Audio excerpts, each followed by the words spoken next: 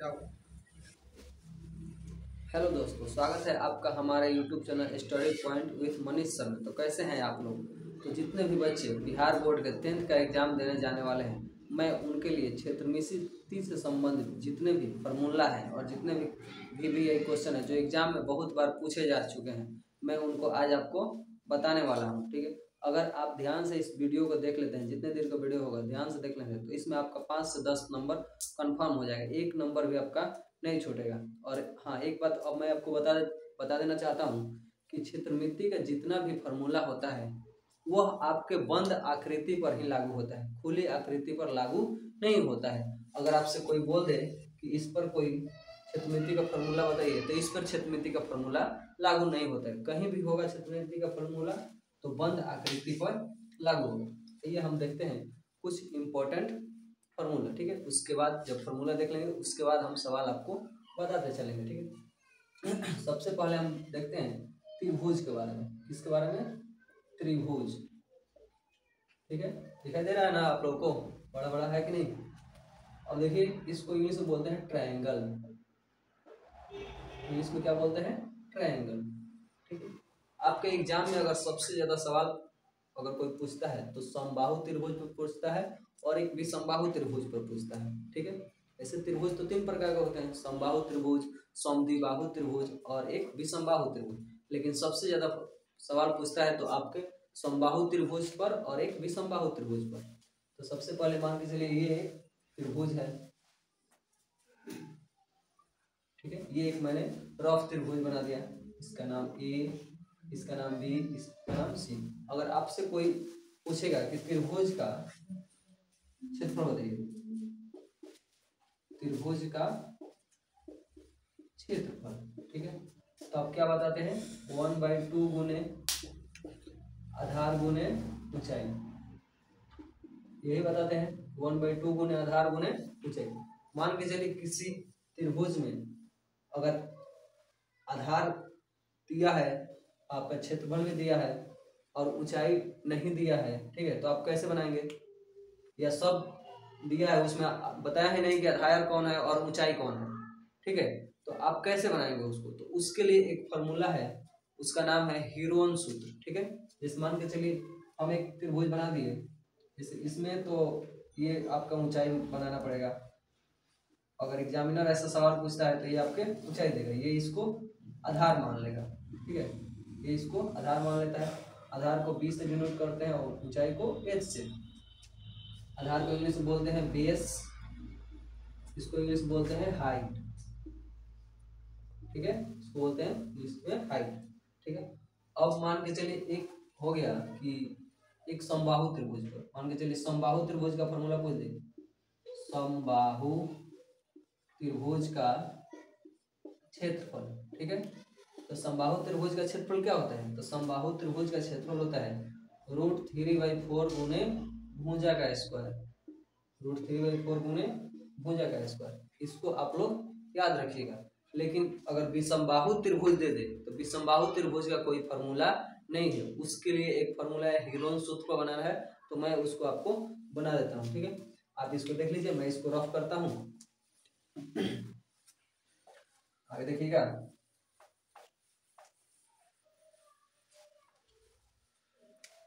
यहाँ पे मैंने एक ऐसे ही बना दिया त्रिभुज। ठीक है, ये एक आपका त्रिभुज बन गया ABC। इसमें से कोई भुजा बराबर नहीं है। इसके सामने वाले जो भुजा है इसको बोलते स्मॉल s डिनोट करते हैं, इसके सामने वाले को स्मॉल b, इसके सामने वाले को स्मॉल c। यहाँ पर a is not equal to b is not equal to c, मतलब a b c आपस में बराबर नहीं है। इसका मतलब ये हुआ कि यह एक विषम बाहु त्रिभुज है। कैसा त्रिभुज है? तो विषम बाहु त्रिभुज है। ठीक है, एग्जाम में आपसे पूछेगा कि विषम बाहु त्रिभुज का क्षेत्रफल क्या होता है, आप बताइए।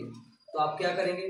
तो सबसे पहले इसका अर्ध परिमाप ज्ञात करते हैं। सबसे पहले क्या ज्ञात करते हैं? अर्ध परिमाप। ठीक है, त्रिभुज ABC का अर्ध परिमाप, अर्ध परिमाप, ठीक है, अर्ध परिमाप, ठीक है। तो अर्ध परिमाप ज्ञात करने के लिए क्या करते हैं, ए बी सी बाई 2, यानी तीनों भुजाओं को जोड़कर उसमें 2 से भाग दे दिया जाता है। और परिमाप अगर पूछ दे कि त्रिभुज का परिमाप क्या होता है, तो तीनों भुजा को जोड़कर बता सकते हैं कि ये त्रिभुज का परिमाप है, ठीक है। अब देखिए, अब लगाएंगे हीरोन सूत्र, ठीक है। कौन सा सूत्र, हीरोन सूत्र।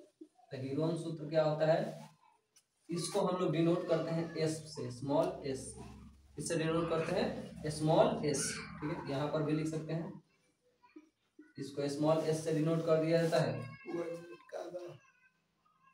अब देखिए, अब इसके लिए फॉर्मूला होता है, जब एस आपका मान ज्ञात हो जाएगा तो इसके लिए फॉर्मूला होता है S into S minus A, S minus B और एस माइनस सी। आपका ये हो गया हीरोन सूत्र। तो ये तो हम इस पर एक आपको सवाल बनाकर दिखा देंगे, ठीक है। मान के चलिए, अब इस पर एक आपको सवाल बता रहा है, देखिए इसको रफ कर दे रहा हूँ, आप लोग देखिएगा। मैंने एक बना दिया त्रिभुज A B C, A B C, ठीक है। इसको मान लेता हूँ मैं 6, इसको मान लेता हूँ 8 और इसको मान लेता हूँ 10, ठीक है। और देखिए, किसी का भी भुजा बराबर नहीं है आपस में, और मैं इसका आपको क्षेत्रफल निकाल कर दिखा रहा हूँ। पूछेगा कि त्रिभुज ए बी सी का क्षेत्रफल क्या होगा, ठीक है। तो सबसे पहले आपको क्या करना है, इसका परिमाप निकालिएगा, ठीक है। इसका परिमाप निकाल कर उसमें 2 से भाग देना है, उसका अर्ध परिमाप निकाल जाएगा। तो निकालेंगे पहले त्रिभुज ए बी सी का अर्ध परिमाप, त्रिभुज ए बी सी का अर्ध परिमाप। तो अर्ध परिमाप इसका क्या होता है, अर्ध परिमाप हो जाता है a plus B plus C by 2, यानी 6 प्लस 8 प्लस 10 बाई 2।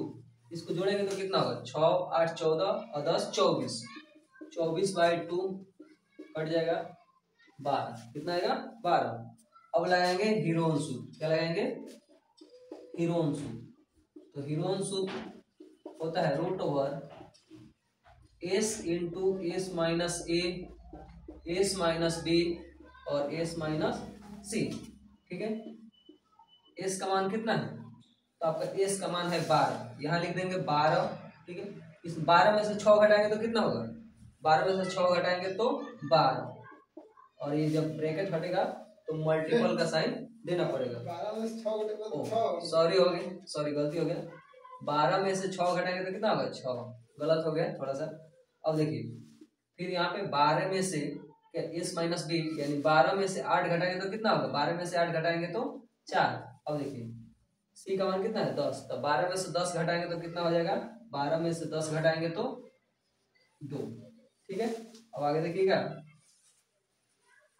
इसको हम लिख सकते हैं, ये 12 हो गया और ये 6 में 2 से गुणा करेंगे तो कितना होगा, तो 12, ठीक है। 4 को क्या लिख सकते हैं, 2 गुने 2, ठीक है। अब यहाँ देखिए 2 12 के बजाय 1 12 लिख सकते हैं, और फिर 2 2 के मतलब 1 बाहर आ जाएगा, तो 12 दूना 24, कितना हो जाएगा, 12 दूना 24 हो जाएगा, ठीक है। तो लिख सकते हैं त्रिभुज ए बी सी का क्षेत्रफल कितना होगा, 24 हो गया, ठीक है। इसी फॉर्मूला को आपको बनाना है। अब मैं इसको रफ कर देता हूँ, स्क्रीनशॉट ले लीजिए, मैं इसको रफ कर देता हूँ।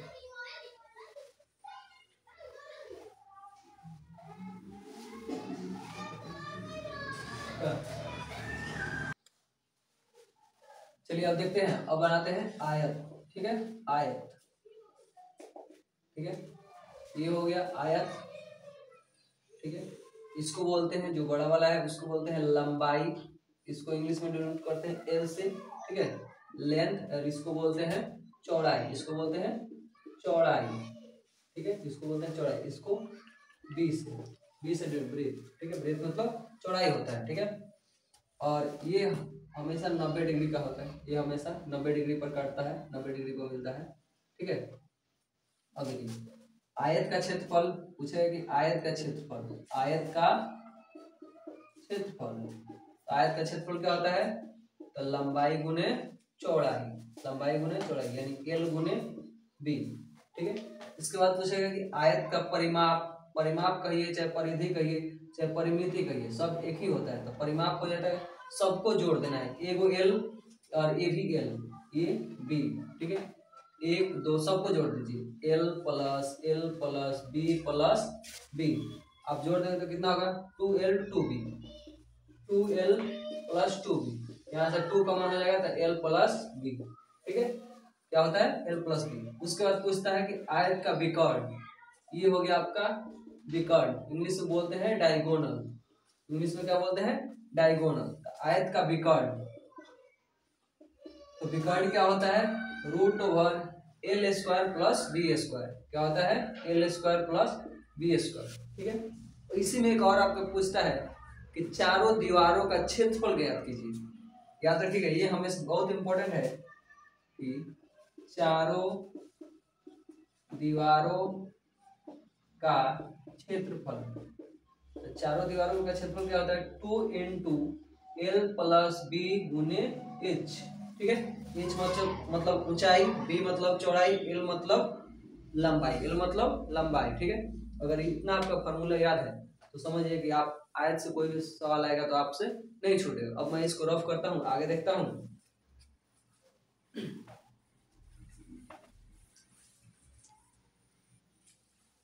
आगे देखते हैं हम लोग घन का, किसका, घन का। इंग्लिश में बोलते हैं क्यूब, इंग्लिश में क्या बोलते हैं, इसको क्यूब बोलते हैं। ठीक है, ये हो गया आपका घन। क्या हो गया, आप लोग ध्यान से देखिएगा, घन। ठीक है, मैं आपको समझाने के लिए अपना एक बुक लेकर समझा देता हूँ। देखिएगा, घन में पूछता है किनारा कितना है इसका, ये किनारा पूछता है, आपका कोण पूछता है कि कितना कितना होता है। तो आप लोग ध्यान से देखिएगा, देखिए ये आपका किनारा हो गया, 1 2 3 4, 4 ऊपर हो गया किनारा और 4 नीचे, तो कितना हो गया 8, और साइड से 1 9 10 11 और 1 12। तो घन में किनारों की संख्या, किनारों की संख्या, किनारों की संख्या कितना होता है, 12। किनारों की संख्या कितना होती है, 12। ठीक है, फिर ये आपका पूछता है, इसका क्या नाम है, इसका नाम है आपका, इसको क्या बोलते हैं, आगे इसमें पूछता है कि पृष्ठों की संख्या कितनी होती है। तो पृष्ठ देखिए 1, फिर इसके नीचे 2, इस साइड में 3, फिर इसके विपरीत दिशा में 4, ये ऊपर 5 और ये नीचे 6। ठीक है, पूछता है सतहों की संख्या, सतहों बोल सकते हैं या पृष्ठों बोल, सतहों की संख्या। तो सतहों की संख्या हो गया आपका 6, सतहों की संख्या कितना हो गया 6। अब पूछेगा कोणों की संख्या, तो कोणों की संख्या देखिए, ये कोण 1 2 3 4 5 6 7 8, तो इसके कोणों की संख्या कितना होगा, कोणों की संख्या, कोणों की संख्या होता है आपका इतना 8। कितना होता है, कोणों की संख्या 8 होता है। ठीक है, अब आगे देखेंगे इसमें इसका आयतन क्या होता है, इसका वक्र पृष्ठ क्षेत्रफल क्या होता है। और घन में एक खूबी होती है कि इसका जितना भी इसका ये लंबाई होता है, ये सब आपस में क्या होता है, भुजा होता है, वो आपस में बराबर होता है। जैसे घन की भुजा को एल मान लीजिए, घन की भुजा को हम मान लेते हैं एल, घन की भुजा को क्या मान लेते हैं, एल। ठीक है, तो आपसे पूछेगा कि घन का वक्र पृष्ठ क्षेत्रफल, वक्र पृष्ठ क्षेत्रफल तो कितना होगा 6l स्क्वायर। ठीक है, उसके बाद पूछेगा घन का आयतन, घन का आयतन हो जाएगा एल क्यूब, यानी भुजा का क्यूब। ठीक है, उसके बाद पूछेगा आपसे घन का विकर्ण, घन का विकर्ण, तो घन का विकर्ण होता है √3l। ठीक है, घन का विकर्ण क्या होता है, √3l। मैं इसको रफ कर देता हूँ, बस इतना ही फॉर्मूला आपको याद रखना है, 6l स्क्वायर एल क्यूब और √3l। उसके बाद घन पर जितना भी सवाल आएगा आप आसानी से बना सकते हैं। और ये याद रखिएगा, ये बहुत इंपॉर्टेंट है। ये पूछता है कोणों की संख्या बता दो ऑब्जेक्टिव में, चाहे सतहों की संख्या चाहे किनारों की संख्या। अभी तक एग्जाम में कोणों की संख्या पूछा है, लेकिन किनारों की संख्या, सतहों की संख्या नहीं पूछेगा। आप लोग ध्यान से देखिएगा, इसको मैं रफ करता हूँ। और आपको बता देता हूँ अब घनाभ, ठीक है। घन हो गया, अब आइए घनाभ, ठीक है। घनाभ का देख लेते हैं। देखिए घनाभ ऐसे ही होता है एकदम घन के जैसा है, लेकिन इसमें इसकी लंबाई चौड़ाई ऊंचाई आपस में बराबर नहीं होती है, इसीलिए इसका नाम दे दिया गया है घनाभ, ठीक है। इसका नाम दे दिया गया है घनाभ। ये एल बी और ये एच, ठीक है। घनाभ में होता है,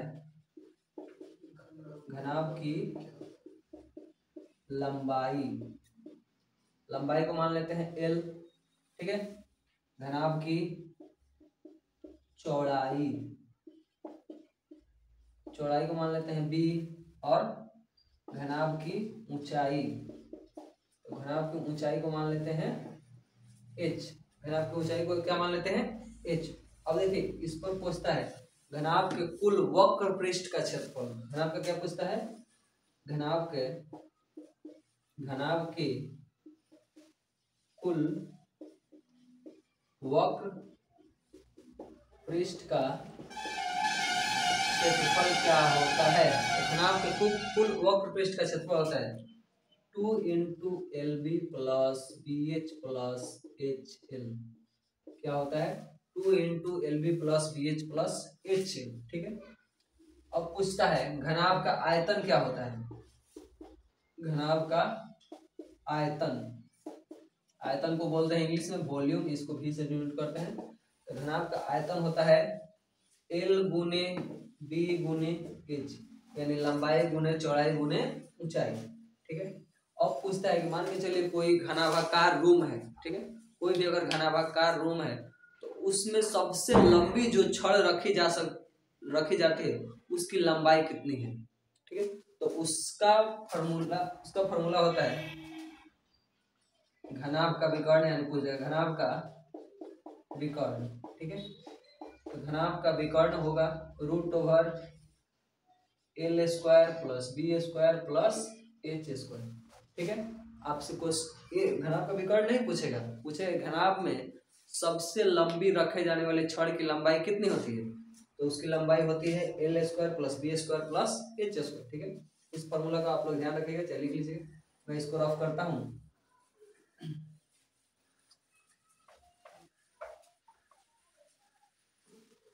घन हो गया, घनाभ हो गया, और आपका बच गया अब लेके चलते हैं आपको ब्रीथ देखने दे, ठीक है। ब्रीथ इंग्लिश बोलते हैं सर्कल, ठीक है।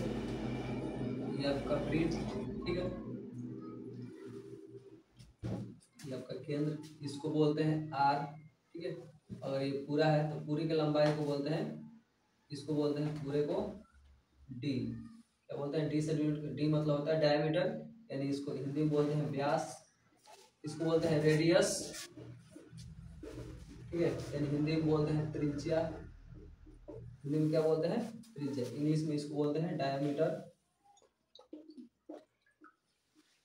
क्या बोलते हैं डायमीटर। तो आपसे पूछेगा ब्रीथ की परिधि क्या होती है, तो ब्रीथ की परिधि होती है 2 पाई आर, और ब्रीथ का क्षेत्रफल क्या पूछेगा, ब्रीथ का क्षेत्रफल कितना होता है, तो pi R square, pi R square. हाँ, अब पाई का मान कितना होता है, तो पाई का मान होता है 22/7। देखिए पाई जो है एक अपरिमेय संख्या है, पाई क्या है अपरिमेय संख्या है, ठीक है। पाई एक है अपरिमेय संख्या, और इसका मान जो होता है 22/7, ये होती है परिमेय संख्या। ये क्या होती है परिमेय संख्या, आप लोग ध्यान रखिएगा, ठीक है। अब इसका तो फॉर्मूला पूरा हो गया। अब मैं दूसरा इसको मिटा देता हूँ, प्राप्त कर देता हूँ।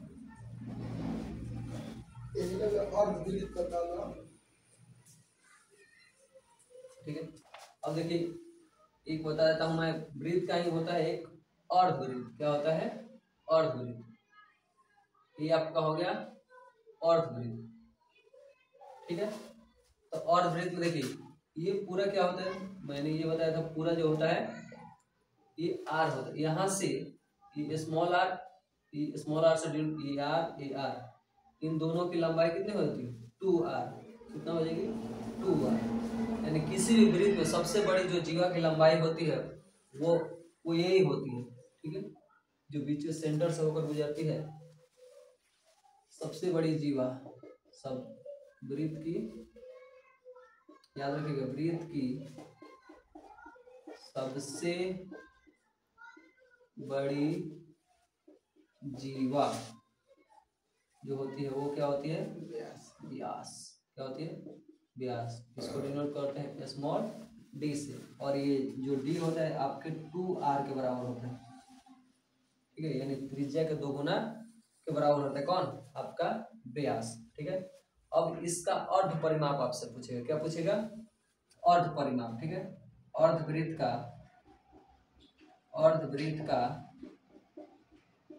अर्ध क्षेत्रफल। तो अर्धवृत्त का क्षेत्रफल आपका होता है, वृत्त का क्षेत्रफल तो आप लोग जानते हैं पाई आर स्क्वायर है, उसमें 2 से भाग दे देंगे, ठीक है, तो क्या हो जाएगा 1/2 पाई आर स्क्वायर, ठीक है। अब इसका परिमाप पूछेगा तो परिमाप जान लीजिए पाई प्लस 2 इंटू आर, ठीक है। अगर मान ये इसको जोड़ दिए हैं 2r, जैसे आप इसको गुणा कीजिएगा तो कितना हो जाएगा पाई आर, ये हो जाएगा 2r, यानी ये 2r को भी जोड़े हैं, और ये वृत्त का परिमाप होता है 2 पाई आर, तो उसमें 2 से भाग दिए हैं तो 2 कट गया है तो पाई आर बच गया है, तो ये वाला पाई आर है, ये आपका क्या है इसका मान है केवल पाई आर, और ये दोनों जोड़ा गया है तब आपके इतना आया है, ठीक है। तो वृत्त हो गया। अब मैं इसको रफ कर देता हूँ। अब हम इसके बाद देख लेते हैं बेलन का, ठीक है। इसके बाद एक सिलेंडर यानी बेलन, इंग्लिश में बोलते हैं इसको सिलेंडर, क्या बोलते हैं सिलेंडर।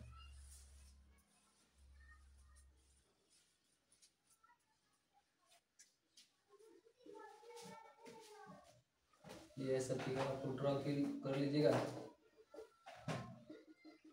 ये आपका होता है ऊंचाई h से डिनोट करते हैं, और ये होता है आपका यहाँ से दिखाते हैं इसको, ये होता है त्रिज्या यानी स्मॉल r, ये ऊंचाई।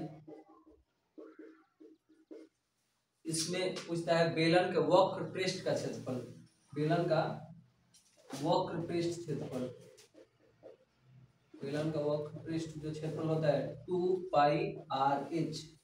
बेलन का वक्र पृष्ठ का क्षेत्रफल क्या होता है 2 पाई आर एच।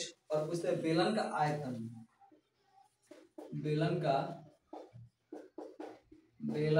आयतन, तो बेलन का आयतन होता है पाई आर स्क्वायर एच। क्या होता है बेलन का आयतन होता है पाई आर स्क्वायर एच, ठीक है। बस इसमें 2 ही फॉर्मूला से आपका काम चल जाएगा, 2 ही फॉर्मूला आपको याद रखना पड़ेगा, 2 ही इंपॉर्टेंट है संपूर्ण। और एक और है इसमें, अगर पूछ दिया बेलन के संपूर्ण वक्र पृष्ठ का क्षेत्रफल, तो बेलन के संपूर्ण वक्र पृष्ठ का लिख देता है, बेलन का संपूर्ण पृष्ठ क्षेत्रफल। तो बेलन का संपूर्ण पृष्ठ क्षेत्रफल क्या होता है 2 pi R into R plus H, ठीक है, 2 pi R into R plus H, ठीक है। ये कम पूछता है इसीलिए मैं इसको नहीं लिखवा रहा था, लेकिन लिखवा दिया, कहे आप लोग कहिएगा कि सर इसको छोड़ दिए। इस सबसे ज्यादा सवाल इस पे आता है, ठीक है, बेलन का आयतन पर और बेलन के वक्र पृष्ठ के क्षेत्रफल पर, ठीक है। और आगे मैं देखता हूँ इसको रफ करके। और कौन सा बच रहा है अब एक बच रहा है आपका शंकु। क्या बच रहा है शंकु, इसको इंग्लिश में बोलते हैं कोन, क्या बोलते हैं कोन, ठीक है। शंकु देखिए ये आपका शंकु हो गया, ठीक है। ये आपका इसका ऊंचाई हो गया, इसको हम इस स्मॉल आर त्रिज्या, और इसको बोलते हैं एल, इसको बोलते हैं तिर्यक ऊंचाई। क्या बोलते हैं तिर्यक ऊंचाई, तिर्यक ऊंचाई, ठीक है। ये अब देखिए शंकु का वक्र पृष्ठ का क्षेत्रफल आपसे पूछेगा कि शंकु का वक्र पृष्ठ क्षेत्रफल, वक्र पृष्ठ क्षेत्रफल। तो शंकु का वक्र पृष्ठ क्षेत्रफल क्या होता है? Pi R L. क्या होता है? Pi R L. ठीक है। अब पूछेगा शंकु का आयतन। क्या पूछेगा? शंकु का आयतन। शंकु, आपको बेलन का आयतन पता है, पाई आर स्क्वायर एच। तो उसमें क्या कीजिएगा? 3 से भाग दे दीजिएगा, आपका हो जाएगा शंकु का आयतन। ठीक है, यानी 1/3 पाई आर स्क्वायर एच। अगर आपको बेलन का आयतन पता है पाई आर स्क्वायर एच होता है, तो उसमें क्या करना है? केवल 1/3 से गुणा कीजिएगा, केवल 3 से भाग दे दीजिए, हो जाएगा आपका शंकु का आयतन। ठीक है। अब पूछेगा शंकु का संपूर्ण पृष्ठ का क्षेत्रफल। संपूर्ण पृष्ठ का क्षेत्रफल क्या होता है? Pi R into L plus R. क्या होता है?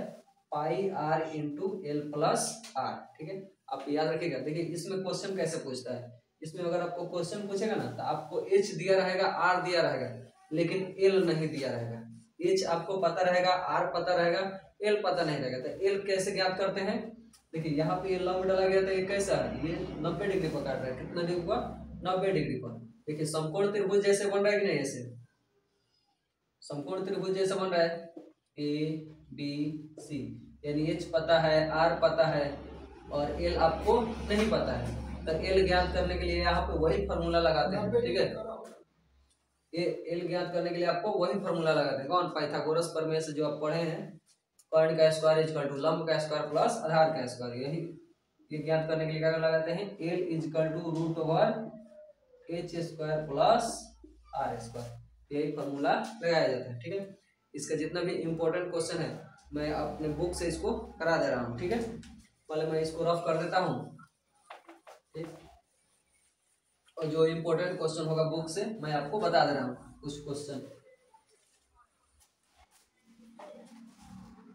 आइए छोटा सा हम लोग देख लेते हैं। शंकु के छीनक, शंकु के छीनक का, शंकु के छीनक का आयतन। शंकु के छीनक का आयतन, शंकु के छीनक का आयतन होता है 1/3 पाई एच इंटू R1 का स्क्वायर प्लस R2 का square plus R1 into R2। ठीक है, ये शंकु के छीनक का आयतन होता है। और इसी का वक्र पृष्ठीय क्षेत्रफल पूछ लेता है। शंकु के छीनक का वक्र पृष्ठीय क्षेत्रफल, इसका वक्र पृष्ठीय क्षेत्रफल होता है आपका pi L into R1 plus R2। Pi L into R1 plus R2। और शंकु के